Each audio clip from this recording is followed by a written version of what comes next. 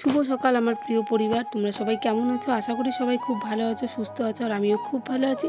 কোচবিহার জেলার এই ছোট্ট গ্রাম থেকে আমি সুস্মিতা আবারও চলে আসলাম তোমাদের সামনে আরও একটি নতুন ভিডিও নিয়ে। তো এখন ঘড়িতে বাজে হচ্ছে সকাল 6:30, আর আজকে ঘুমটা তাড়াতাড়ি ভেঙেছে, তার কারণ গরমের জন্য। শুধু জানলাটা ঘরের খুলেছি, বাপরে বাপ, বাইরে দেখি রোদ, মনে হয় ঠাটাপাড়া রোদ পড়েছে আর কি।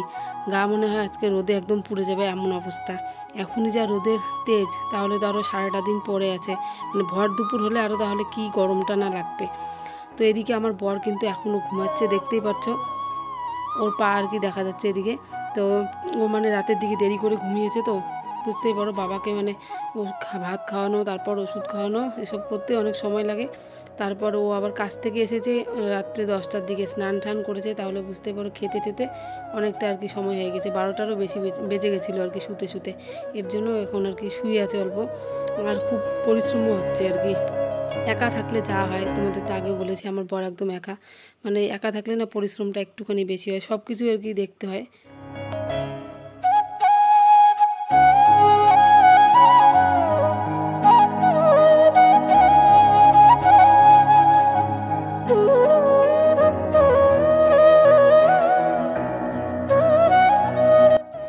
ঘর ঠর সব ঝাড় দিয়ে দিলাম, ওদিকে মার ঘরও ঝাড় দিলাম, মানে রোজ দিন যে কাজগুলো আমি করি আর কি। আমার ঘর ঝাড় দিয়ে, মার ঘর ঝাড় দিয়ে, মানে বাসি ঘরগুলো আর কি আমি ঝাড় দিই রোজ দিন। ঝাড় ঠাড় দিয়ে তারপর এদিকে চলে আসলাম, বাসনগুলো মেজে বারান্দায় আর কি রেখেছিলাম। তো এখন আবার দেখো বৃষ্টিও পড়ছে, হালকা হালকা করে বৃষ্টি, মানে এরকমই। তারপর আর কি যেমন দেখেছিলাম সকালে, তারপর দিকে হঠাৎ করে আকাশটা মেঘ করে, মানে সেই বৃষ্টি আবার না, ঝিরিঝিরি বৃষ্টি, এদিকে আবার শরীরও কিন্তু ভেজে না, এমন ধরনের আর কি বৃষ্টিটা। তো বাসনগুলো বারান্দায় রেখে দিলাম, মাজা হয়ে গেছে। তো তারপর এদিকে যে উঠোনটা আর কি ঝাড় দিয়ে নিচ্ছি, মা ওদিকে গোয়াল ঘরটা পরিষ্কার করছে, কারণ মা এদিকে আবার বাবাকে যে পরিষ্কার করে দিল, নাহলে এদিকে আবার বাসি উঠোনটা অনেকক্ষণ পড়ে থাকবে, এর জন্য আমি ঝাড়।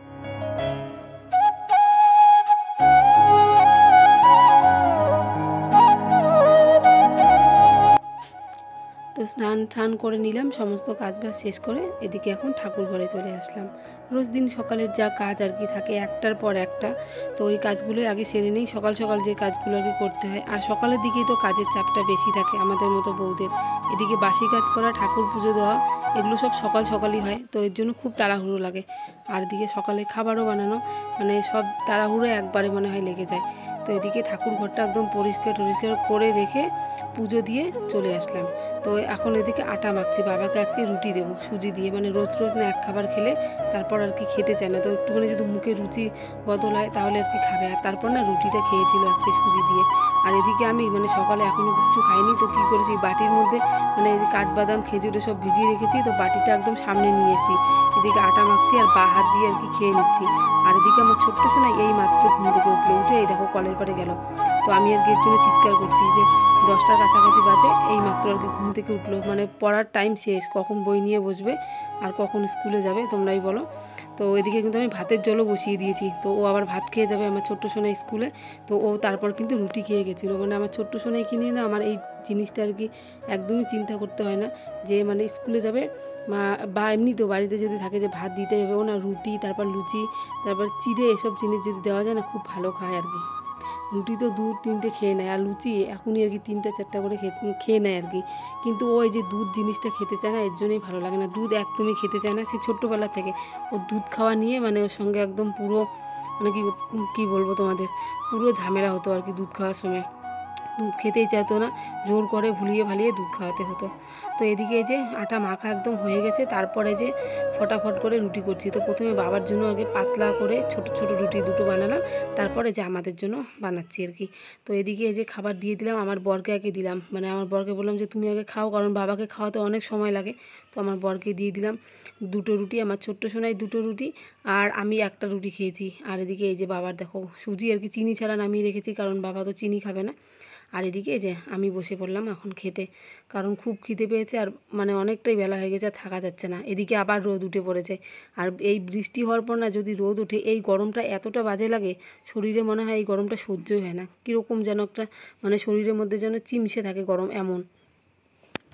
এখন আবার গিয়ে দুপুরে রান্না বান্না করব, তো দুপুরে একদমই মানে সাদা মাটা রানবো আর কি, ঘরে তেমন কিছুই নেই।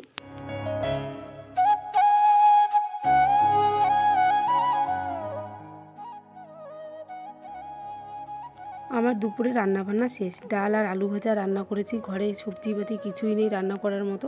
তো বর খেয়ে গেল কাজে, আর আমি এখনই খাবো না, আমি পরে খাবো একটু, তার আগে কাজ করে নেই। হলুদ শুকিয়ে দিচ্ছি, ঘরে না হলুদ শেষ হয়ে গেছে, বাবাকে একটু পরে খাওয়াবে। তো মা তো একা খাওয়াতে পারবে না, তো দেখি কাউকে তো ডাকতে হবে, ডেকে এনে তারপর বসাতে হবে আর কি, বসিয়ে তারপর খাওয়াতে হবে।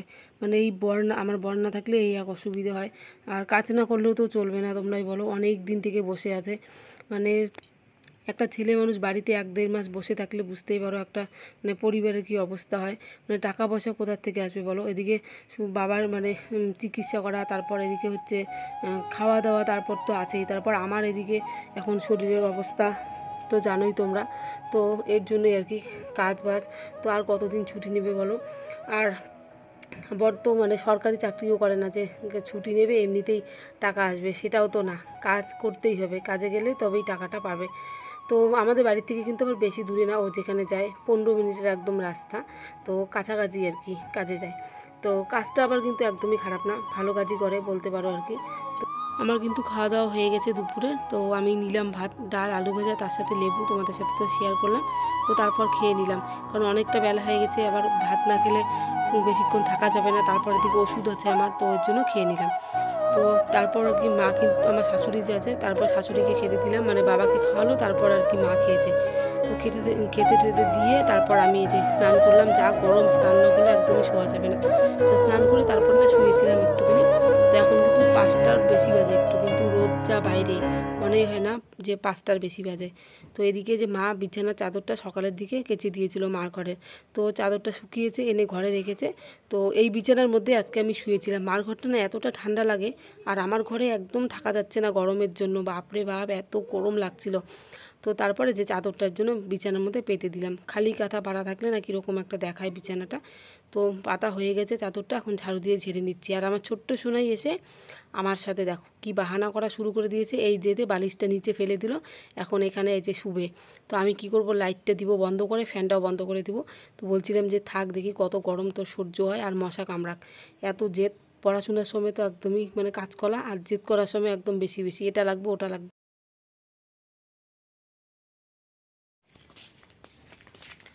তো একটুখানি রেডি সেডি হয়ে চলে আসলাম বাইরে, মানে বাড়ির সামনেই আর কি, চুল টুল একটুখানি আঁচড়ে নিলাম। আকাশটা একদম মেঘ করেছে, মনে হয় বৃষ্টি আসবে এমন, আর ঘরের ভেতর থাকতে ইচ্ছে করছে না, আজকে যা গরম ছিল বলার মতো না, মানে ফ্যানের হাওয়া তো একদম ভালো লাগে না, মানে ঘরের ভিতর ঢুকতে ইচ্ছে করে না, শরীরটা যেন কেমন করে, মনে হয় ঠান্ডা যদি কিছু হাওয়া শরীরে রাখতো তাহলে মানে ভালো লাগতো। কিন্তু এখন একদম মানে কি বলবো, একটুখানি হাওয়া দিয়েছে আর আকাশটা মেঘ করেছে, মানে সব কিছু একদম ঠান্ডা হয়ে গেছে।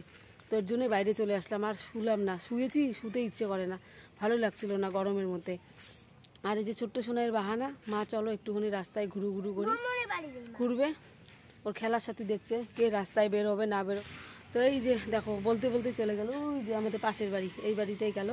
ছোট্ট একটা বাচ্চা আছে, ও সবসময় আর কি খেলে ওর সাথে, আর ও না মানে ওকে দিদি দিদি করে ডাকে। তো বাচ্চারা তো বাচ্চাদের সাথেই মেলামেশা করে জানো। তো চলো, এদিকে না অন্ধকারও হয়ে গেছে বন্ধুরা, আর বেশিক্ষণ আর কি বাইরে থাকবো না, গিয়ে আর মানে সন্ধ্যাবাতি আর কি দিতে হবে, জানলা ঠান্না বন্ধ করি। তো চলো, তোমাদের সাথে পরে আবার কথা হচ্ছে।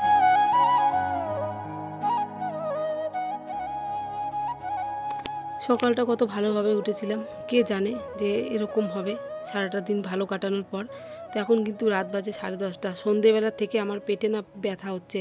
আজকের ব্যথাটা একদমই অন্যরকম, নাভির উপর দিকে কেন জানি না ব্যথা করছে, মানে সহ্য করতে পারছি না এমন একটা ব্যথা আর কি, অন্যরকম।